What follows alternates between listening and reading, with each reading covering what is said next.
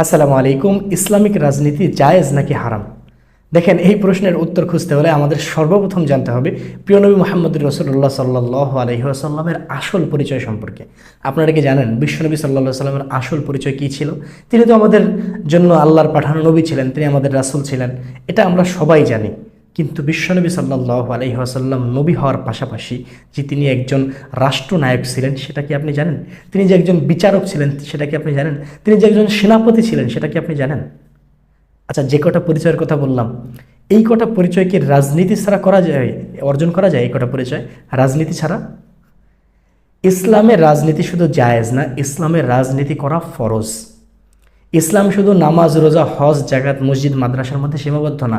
এইটা আপনাদেরকে পশ্চিমারা বুঝাইছে, এইটা মাথার ভিতরে, বাংলাদেশের মাথার ভিতরে এইটা ঢুকাইছে পশ্চিমারা, যে ইসলাম মানেই শুধুমাত্র মসজিদ, মাদ্রাসা, এই মাহফিল, ওয়াজ মাহফিল, তারপর আরও জিকির আজগার, এইগুলোর শুধু এগুলোর নাম ইসলাম না, এটা অর্ধেক ইসলাম, অর্ধেকও না।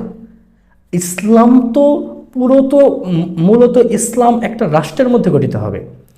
ইসলাম একটা রাষ্ট্রের মধ্যে গঠিত হবে। ইসলাম শুধুমাত্র একজন ব্যক্তির মধ্যে সীমাবদ্ধ থাকবে না, একটা সমাজের মধ্যে, একটা মসজিদের মধ্যে সীমাবদ্ধ থাকবে না। ইসলাম হলো রাষ্ট্রীয়ভাবে ইসলাম চলবে। প্রিয় নবী সাল্লাল্লাহু আলাইহি ওয়াসাল্লাম কি শুধু নামাজ রোজা কায়েম করছেন? প্রিয় নবী সাল্লাল্লাহু আলাইহি ওয়াসাল্লাম কি শুধু ঘরে ঘরে গিয়ে নামাজের দাওয়াত দিয়েছেন? না, প্রিয় নবী সাল্লাল্লাহু আলাইহি ওয়াসাল্লাম একটা ইসলামিক রাষ্ট্র গঠন করছেন।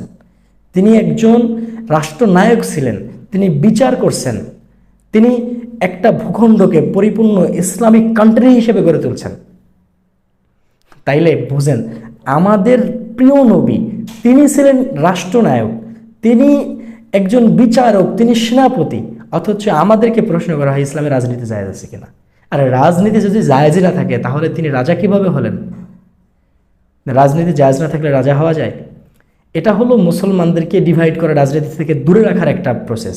কারণ তারা জানে, পশ্চিমারা জানে যে ইসলামিক কান্ট্রি যদি পৃথিবীতে আবার কায়েম হয়ে যায়, ইসলাম যদি পৃথিবীতে আবার কায়েম হয়ে যায়, ইসলামিক রাষ্ট্র যদি তৈরি হয়ে যায়, তাহলে তাদের এই সমস্ত তন্ত্রমন্ত্র এগুলোর ভ্যালুই থাকবে না।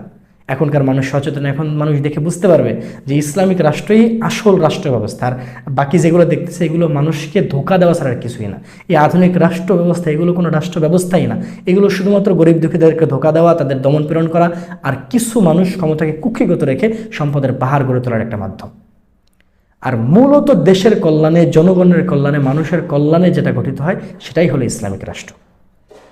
আর এইটা থেকে দূরে রাখার জন্য যেটা করা হয় সেটাই হলো এই যে এই সমস্ত প্রশ্ন করা যে ইসলামিক রাজনীতি জায়েজ আছে কিনা, ইসলামিক রাজনীতি হুজুররা করে কেন? ইসলামিক রাজনীতি করা প্রত্যেকটা মুসলমানের জন্য ফরজ। যেহেতু দেশে ইসলাম কায়েম নাই, দেশে রাষ্ট্রীয়ভাবে ইসলাম কায়েম করার জন্য প্রত্যেকটা মুসলমানের এটা দায়িত্ব এদিকে ফিকির করা, ইসলামিক রাজনীতির মধ্যে যোগদান করা। এর মানে এই না যে গণতান্ত্রিক রাজনীতির মধ্যে যোগদান করবেন, গণতান্ত্রিক রাজনীতির মধ্যে না, ইসলামিক আসল রাজনীতির মধ্যে। আর ইসলামিক আসল রাজনীতিকে সেটা জানার জন্য আমাদের সঙ্গে থাকুন, ইনশাআল্লাহ পরবর্তীতে জানতে পারবেন।